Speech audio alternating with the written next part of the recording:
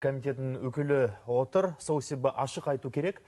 Расында бізде контентпен мәселелер өте көп.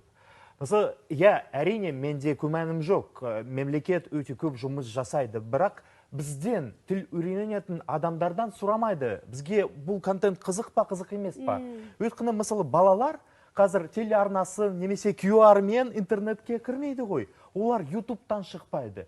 Сол мүмкін бұл контент жасаған, бірақ ол кент таратқан емес, өйткені ол балаларға әлі қызық емес. Жасап жатырмыз, атқарып жатырмыз деп айтады, бірақ ол пайдаға асып жатқан жоқ. Формальды түрде жасап жатыр, бірақ расында қызық контент жоқ әлі. Өйткені тек қана контентті емес, зерттеуін жасау керек. Бұл контент, мысалы, немесе методика, ол жақсы ма, жақсы емес па? Мен үшін, мысалы, осындай ұстаздарға, мен осындай ұстазға алғысым шексіз. Өйткені бізге, мысалы, тіл үйренетін адамдарға осындай методикалар керек, осындай кітаптар керек. Сол себебі мен расында таң қаламын, неге мемлекет осындай жобаларды қолдамайды.